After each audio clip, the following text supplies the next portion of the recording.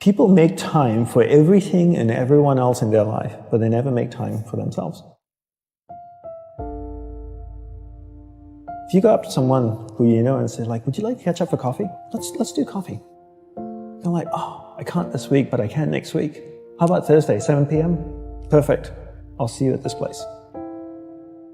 When was the last time someone is willing to take time out of their life to spend time with themselves? So if I wanted to get to know you, and we've had one dinner and we had a great conversation, we're spending time here. If I wanted to get to know you, I would have to spend time with you. We'd have to meet up for coffee, a glass of wine. If I really want to get to know you, maybe we meet up once a week. Every Friday night, we go out for a glass of wine, we chat for a couple of hours. After a year, I'd get to know you really well, you get to know me really well. But it requires me spending time with you. So if you want to get to know yourself, you need to spend time with yourself. But in a way that you can inquire, right? So people say to me things like, oh, I walk my dog in the park, that's my time with myself. And you're like, no, it's not. That's you walking the dog. People go like, oh, I go for a jog, that's my alone time. No, that's you jogging, avoiding traffic, watching where you're stepping so you don't trip and fall over. Spending time with yourself is sitting down, closing your eyes, not interacting with the outside world, and actually going inside and having that conversation. The same conversation I would have with you and say like, hey Brian, so where did you grow up?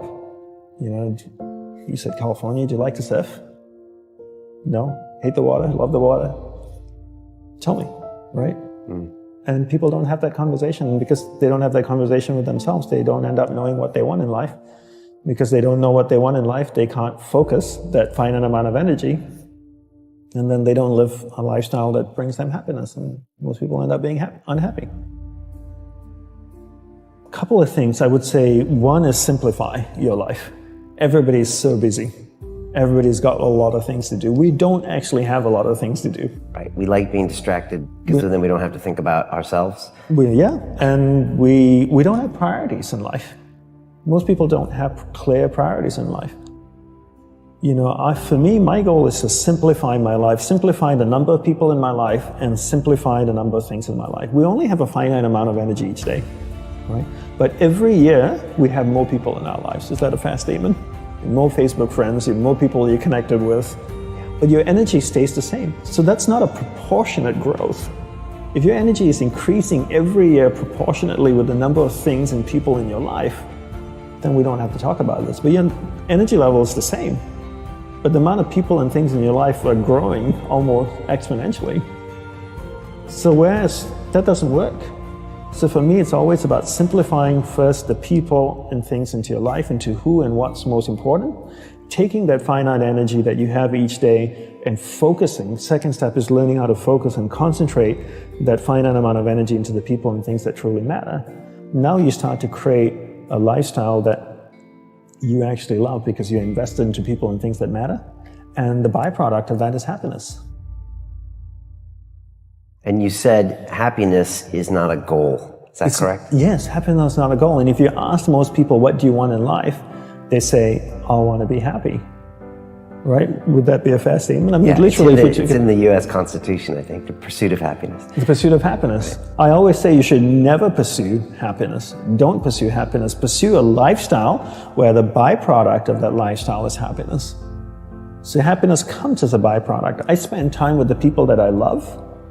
What is my byproduct? I'm happy. I spend time with people I don't like.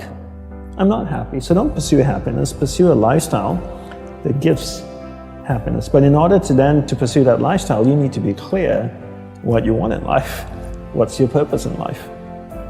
And people don't know this because they don't spend any time with themselves. People think that the more you meditate, the better it is. So 20 minutes of meditation is not as great as 3 hours of meditation. And it's actually not how we work. For us, we believed in quality as opposed to quantity. We spent the whole day preparing to meditate.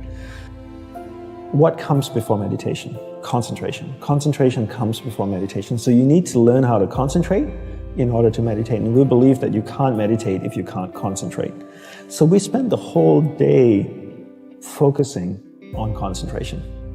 So when I spoke with someone in the monastery, I spoke with another monk, I gave them my undivided attention. When I worked on my laptop, I focused on working on my laptop. When I swept the sidewalk, I focused on sweeping the sidewalk.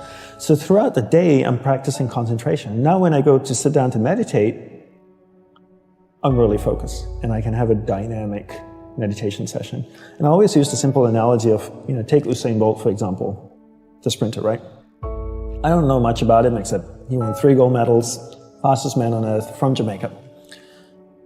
I can make an assumption and tell me if I'm wrong that his whole day is structured, that he eats the right kinds of food and drinks the right amount of water. He goes to the gym. If you look at the boy, he's ripped, right? Probably works out, runs every day, I'm sure, sprints, does all kinds of things. But his whole day is preparing him for 9.57 seconds or whatever it is his world record is, not the other way around.